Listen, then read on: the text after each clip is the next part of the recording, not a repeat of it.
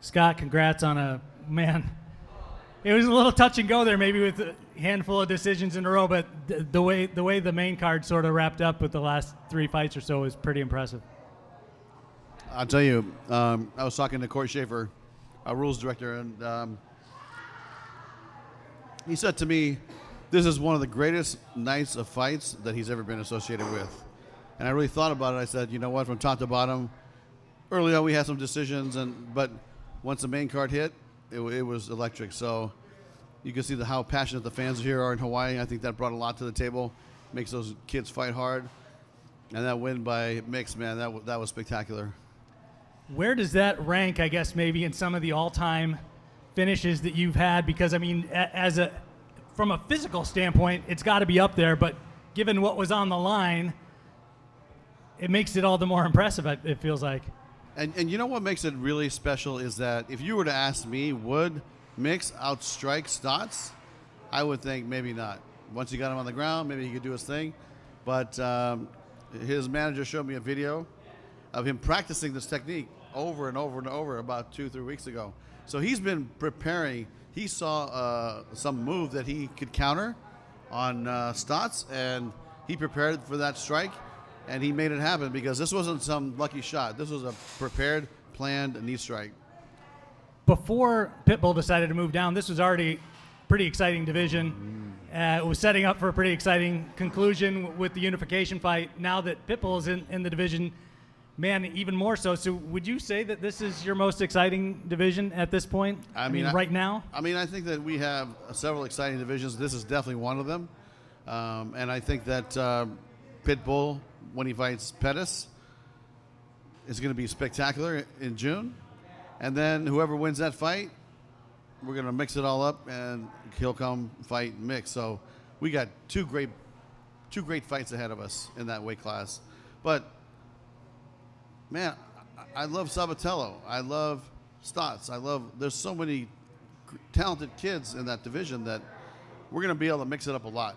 And so this is just, to me, the beginning of what could be another great division to run for all of next year in 24. Well, and it feels like you get the double whammy because they're talented and then they're also entertaining and they have the personalities to sort of match what they're doing in the cage too. Yeah, I mean, Stotts is awesome. Him and Sabatello had a great, build up to their fight. Great fight, great close matchup. This was really, to me, spectacular. I mean, I said, Patchy, that's the $1 million knee. You have the $1 million knee shot now, and that happened. I don't even know how many seconds in the first round it was. It was like what, 45 seconds or minute and change maybe. Change? So, let's talk about Alima and that fight. Close fight, obviously very very competitive. Most people seem to be unsure who was going to get their hand raised at the end of that one, and as it stands now, it sets up sort of that fairy tale storyline that everybody's kind of been talking about, Alima and Liz potentially. What do you do now with that division? Because the thing that Alima's pushing for, and I think we talked about it the other day, she would really love for you guys to do a 125-pound women's tournament and see it all play out that way. I mean, she feels like that extends her career a little bit. I mean, I think the first step is for her to fight Liz Carmouche. That's like top priority. By winning this fight against Watanabe, who was, extremely competitive, skilled. A lot of folks thought it could have went either way, and it was a tight fight. But getting the decision puts her right in the sights of Liz, and we got to do that fight. Do we do it here? I don't know, because the Blaisdell is being closed for remodeling. We'll talk to Stan Sheriff Center, see what's available. But listen, that fight we can promote anywhere. I mean, that's a big time fight, and those two girls have had great runs in their martial arts career, and we would love to promote that fight before the end of the year. Do you think that Alima would take that fight if it wasn't in Hawaii, if she thought that there was potential that it would be her last fight and she would retire, whether she won or lost?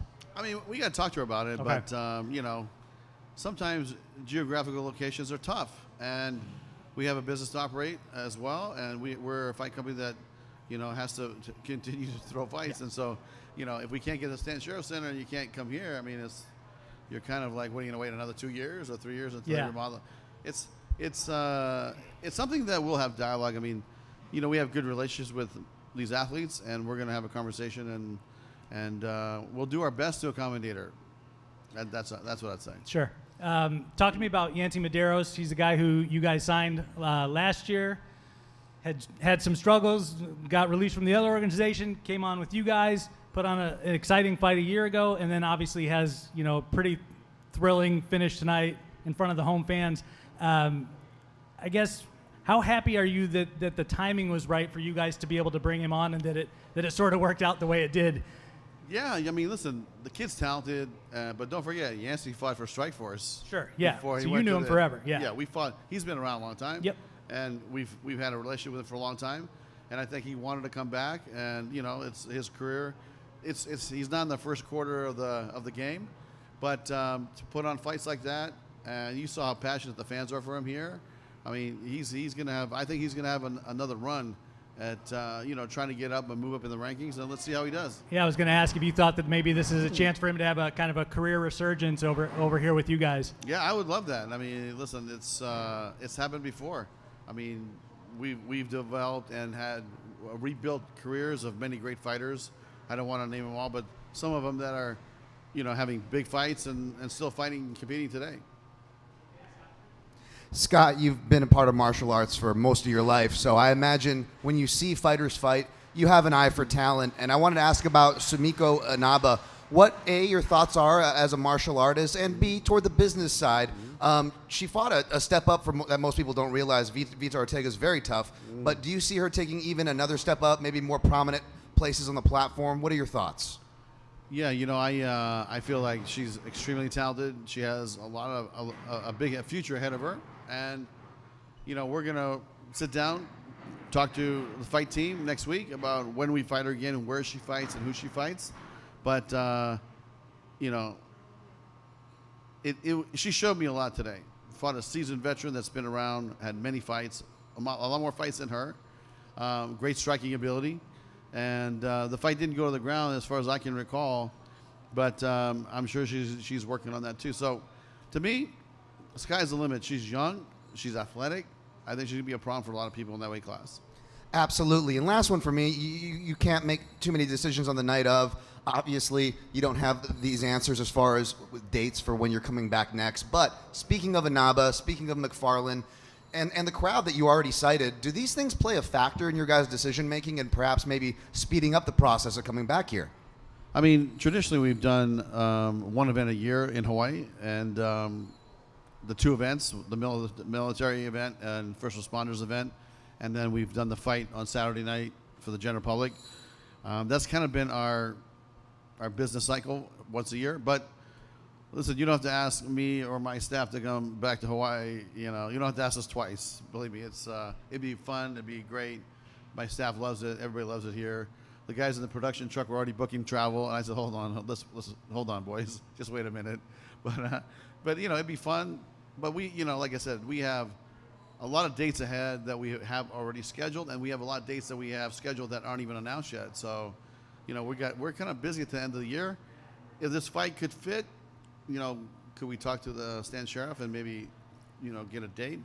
We'll see. But it's been difficult getting a date over there in the past. So, we'll see.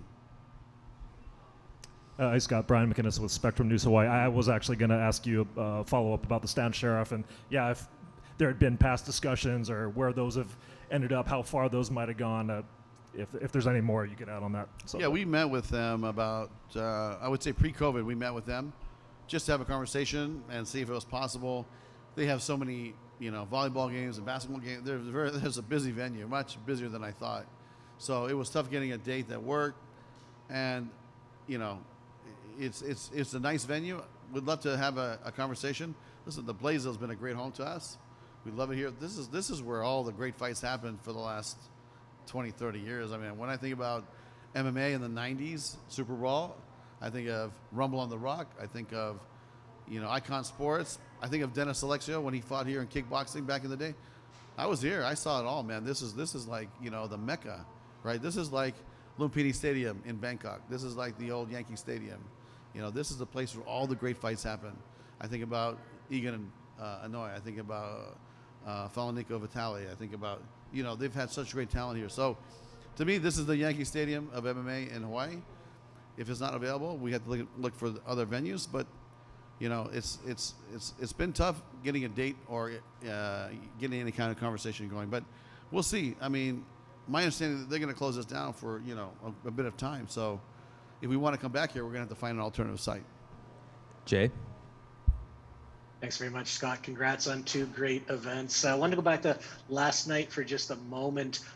Danny Sabatello, after the fight, said he wants on the Chicago card, called out Magomedov, I believe it, so he'll take anyone. Is that something you can make happen for him?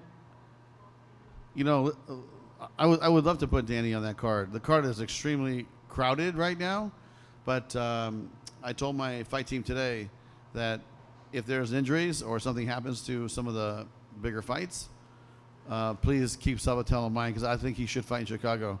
That guy is, you know, listen, he's a great wrestler. He's a great talker, a great promoter. But he's showing me now that he can actually become a great fighter. And he's getting better and better and better every time I see him fight. So we'd love to have him fight in Chicago if it's available. And then if not, we're going to get him back into the cage as soon as possible.